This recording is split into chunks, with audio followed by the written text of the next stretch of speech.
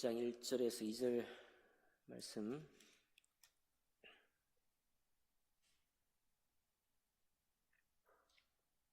네, 다 찾으셨으면 같이 1절에서 2절까지 말씀을 합독하겠습니다. 시작. 여호와께서 모세에게 이르시되 바로에게로 들어가라.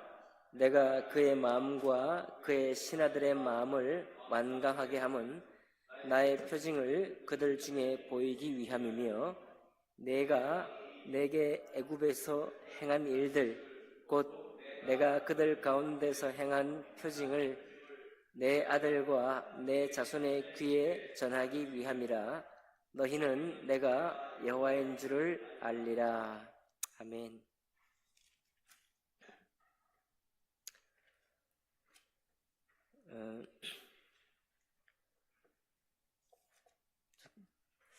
하나님께서 여러분과 저에게 그리고 온 세상에게 깨우쳐 주기 원하신 말씀은, 우리에게 일하시는 분, 또 이 세상을 창조하시고 우리 사람의 일, 각 사람의 인생 가운데서 있는 모든 일들, 많은 일들이 우리 주님께로부터 때로 나오고, 또 주님께서 또 운영하시고, 또 주님께서 우리와 함께 하신다는 것을 우리에게 알려주기 원하신다, 그렇게 생각합니다. 내가 여호와인 줄 알리라. 우리 주님께서 우리에게 일하시는 분, 우리에게 일어나는 일들 가운데서 이것이 하나님께로 말미암은 것이다 라는 것이 깨달아질 때에 사실은 우리가 그 일로부터 소망과 자유를 얻게 된다, 이렇게 주님 말씀하십니다.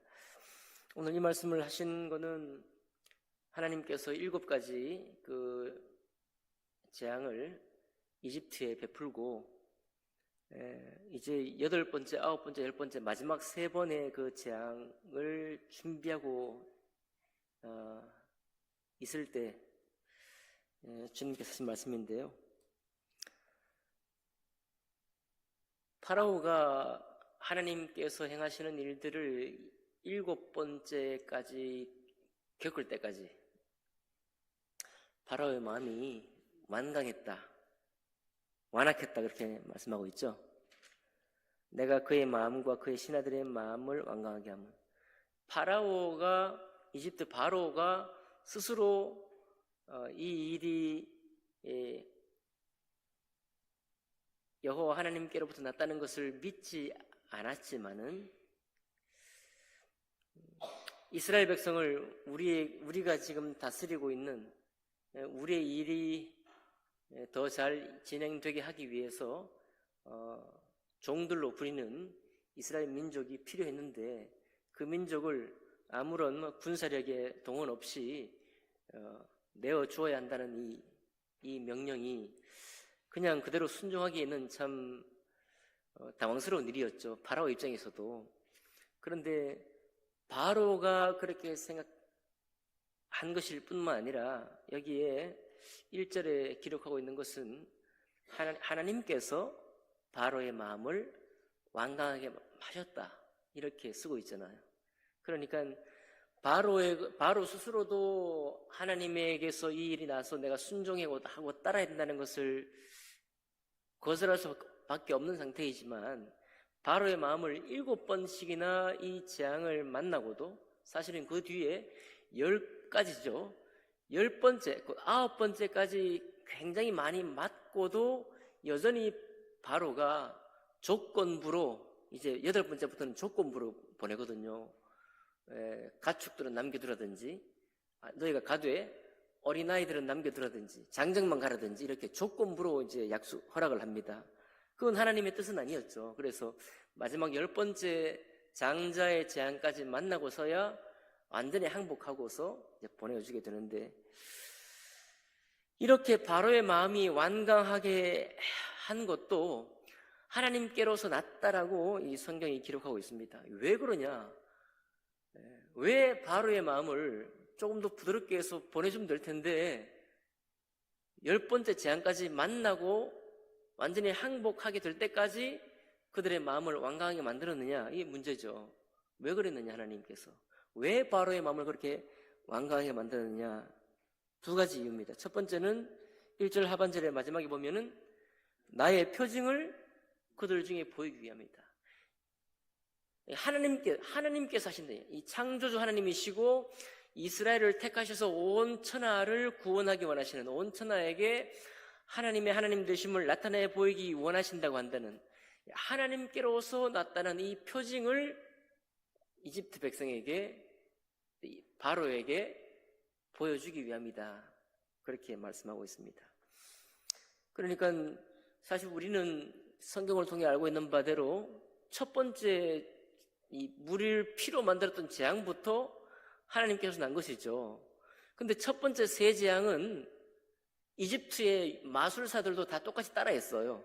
비록 그 권능은 이제 지팡이를 던져서 뱀이 되었을 때 그 기적은 요술사도 했지만은 아론의 지팡이에게서 난 그 뱀이 요술사가 만들어낸 뱀을 잡아먹죠. 이제 그런 이제 차이는 있지만, 그러나 이 첫 번째 세 재앙은 이집트 마술사들도 전부 따라할 수 있었던 것입니다. 그러니까 그 세 재앙만으로는 이 하나님께서 나타낸 것을 확정할 수가 없죠. 왜냐하면 마술사들도 했으니까. 또 그 뒤에 세 재앙은 마술사들이 따라할 수 없었지만은, 그러나 여전히 오직 천지를 지으신 하나님께로서 난 것이다 라는 것들을 또 충분히 확증하기에 부족하다, 이런 얘기죠. 그래서 앞으로 나오게 될 7가지 재앙, 아니 3가지 재앙은, 남아있는 3재앙은 이것은 확실히 하나님께서 우리에게 이런 사인, 이런 이적을 베푼 것이라는 것을 보여주기 위한 것이다. 두 번째 이유가 있습니다. 두 번째 이유는 뭐냐면, 이집트 백성들과 바로에게만 이것을 깨닫게 하기 위한 것이 아니라 이스라엘 백성들을 위해서도 한 것입니다. 뭐라고 하고 있어요? 여기 내가 누구예요? 아니, 저기, 그 모세와 아론, 모세죠, 모세. 모세에게 하나님, 내가 애굽에서 행한 일들, 그러니까 앞으로 행할 10가지 재앙 전부 다 포함해서죠. 이 모든 행한 일들, 곧 내가 그들 가운데서 행한 표징을 너의 아들과 너의 자손의 귀에 전하기 위함이다. 그러니까 이스라엘 백성에게도 이 하나님께서 이집트의 속박 가운데서 이스라엘을 건져내기 위해서 이 일들을 했다라는 것들이 모세의 아들뿐만 아니라 모세의 모든 자손들, 그러니까 이스라엘 모든 자손들의 귀에 확실히 전해주기 위해서 바로의 마음을 이렇게 완강하게 했다, 이렇게 말씀하고 있습니다. 그러니까 이거는 누가 보아도, 모세의 후손들이 보아도, 이스라엘 백성이 보아도, 심지어는 오늘날 성경을 읽고 있는 우리가 볼 때에도 이것은 하나님께서 난 것이다, 하나님이 하신 일이다 라는 것을 기억하게 하기 위해서 이 말씀을 하셨다, 이 일을 행하셨다라는 것입니다. 이만큼 출애굽의 사건들은 이후에 이스라엘의 모든 역사 가운데서도 늘 반복되게 우리 주님이 기억시키거든요. 출애굽 때 내가 행한 일, 하박국에도 나오고 선지서에도 나오고 이사야에도 나오고 시편에도 나오고 반복적으로 등장합니다. 왜 그럴까요? 우리 사람은 어떤 일이 내 잘못 때문에 혹은 사람들 때문에, 우리에게 일어나는 일들은 다 그런 일들과 관계되어 있습니다. 우리의 실수나 우리의 잘못들과 관계되어 있기도 하고, 또 사람들의 어떤 일들 때문에, 사람들이 지어낸 어떤 일들 때문에 우리가 공경을 당하기도 하죠. 그런데 그 모든 일이 다 맞물려 있긴 하지만, 그러나 그 일이 결국은 이루어지고 그렇게 나타나게 된 일은 그 그 원인은 그 일을 이루게 된 분이 누구냐? 그건 바로 하나님이시다라는 얘기입니다. 하나님께서 그 일을 행했다는 것을 우리가 받아들이게 되는 순간 우리는 기도하게 되고요. 또 하나님을 의뢰하게 되고 또 동시에 하나님께서 이 일을 행하셨기 때문에 하나님께서 이 일을 해결하실 거라는 소망을 갖게 됩니다. 우리가 더 이상 자기 탓, 내 탓이요, 또 주위의 어떤 사람 탓이요, 우리를 이렇게 힘겹게 만드는 어떤 누구 남 탓이요 라고 하는 이런 이 율법적인 혹은 죄에 갇혀있는 사람들의 생각 가운데 우리가 빠져드는 것이 아니고, 아무리 생각해봐도 그 사람도 잘못하고 내가 잘못하기도 했는데, 그러나 굳이 꼭 이런 방법으로 이 일을 나에게 주셔야 했던가를 곰곰이 생각해 본다면, 이게 하나님께서 하셨구나 라는 것을 알게 된다는 것이죠. 하나님께서 하셨다는 말에는, 그러니까 오늘 기적적으로 엄청난 일을 하시는 것도 하나님께로 나는 것이죠. 그런데 오늘 여기 바로의 마음이 완강하게 됐잖아요. 이게 무슨 좋은 일이고 선한 일은 아니잖아요.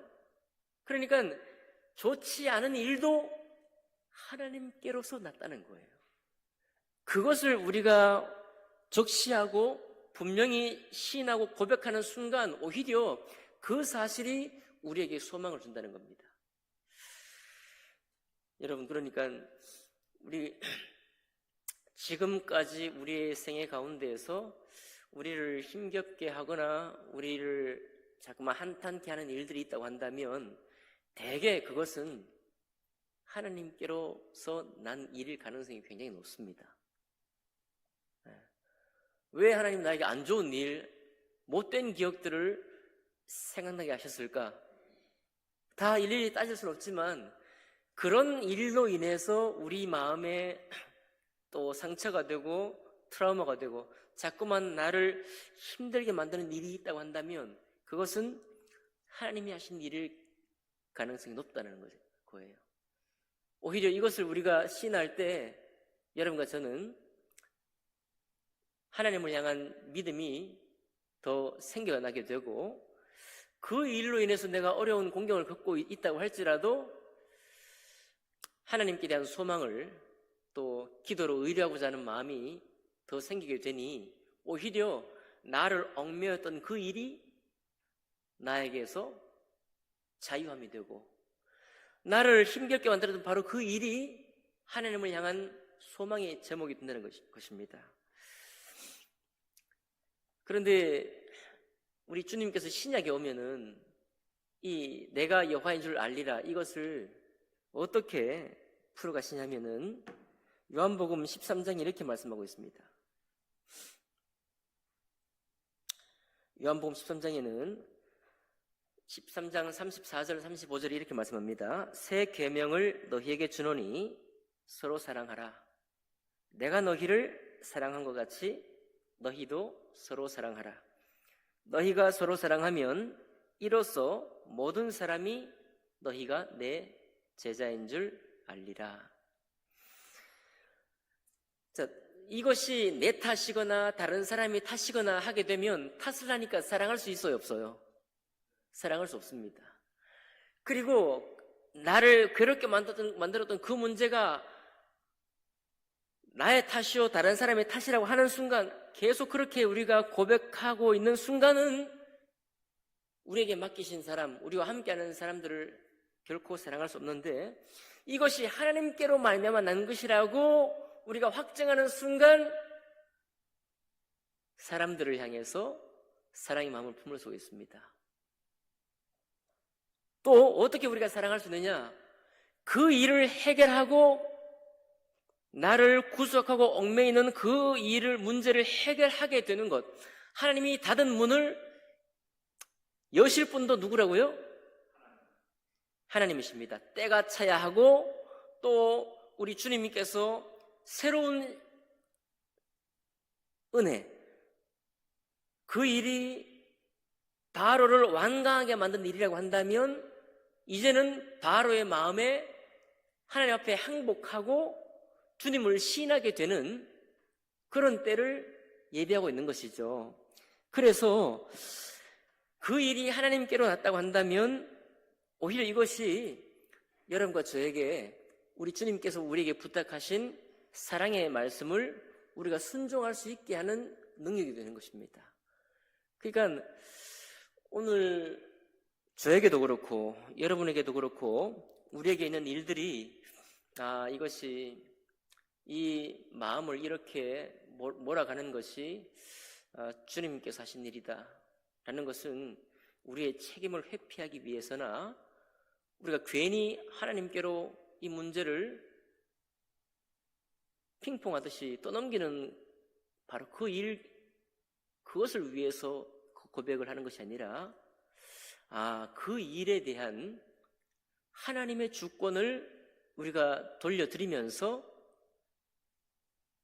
평강 가운데 그 일이 어떻게 될 것에 대해서 기도하게 되고 가만히 기다리면서 주님이 어떻게 하실 것인지를 기대할 수 있는 것이죠.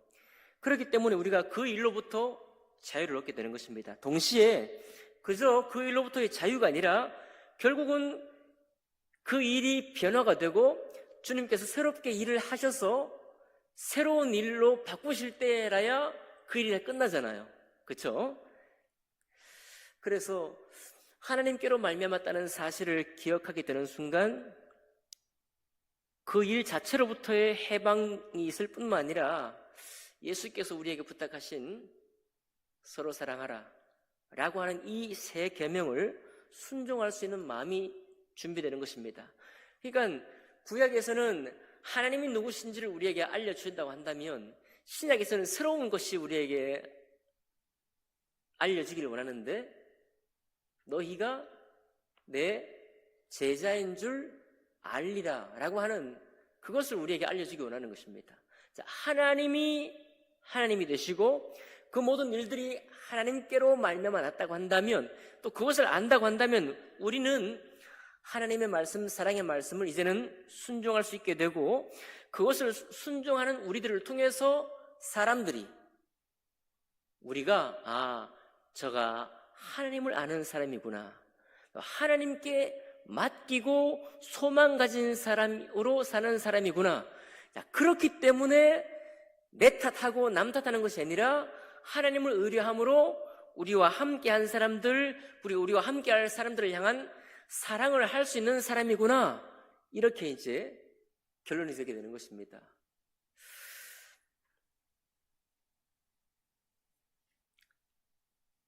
그런 것 같습니까? 여러분, 사랑의 권면은 우리가 할 수 없는 것, 하기 힘든 일을 계속 하라는 하나님의 요구가 아니고 하나님이 누구신지를 아는 사람만이 사랑할 수 있는 것입니다. 그리고 사랑하지 못하게 하는 그 일들에 대해서 하나님이 그 일에 때가 찰 때 그 일을 변경하시고 바꾸실 것이라는 것을 알고 기대하는 사람만이 그 사람을 향해서 사랑의 마음을 품을 수 있다라고 주님께서 말씀하고 있는 것입니다. 5월은 가정의 달입니다. 여러분,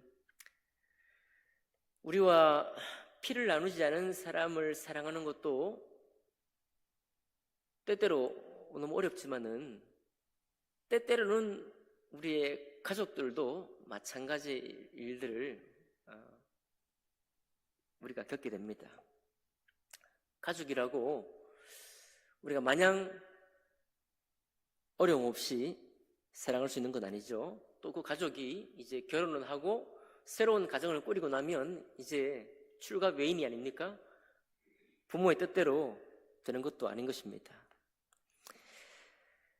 그런 과정 가운데 어떤 일을 우리가 겪게 된다고 할지라도 여러분, 그 일이 그 일이 누구로부터 말미암았는지를 떠올리고 기억할 수 있다면 사랑할 수 있습니다. 그죠?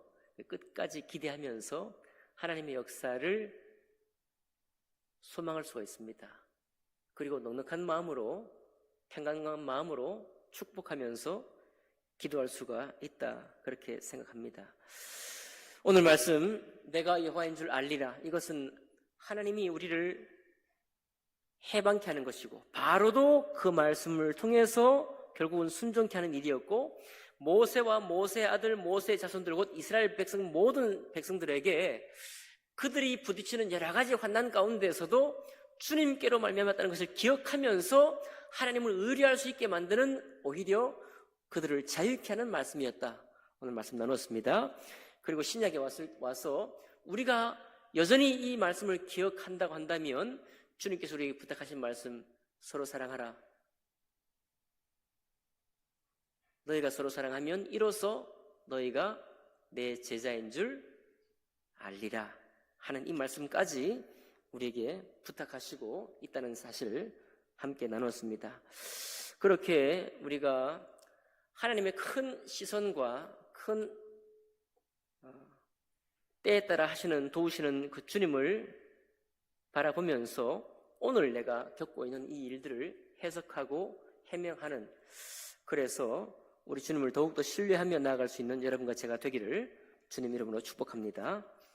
기도하겠습니다.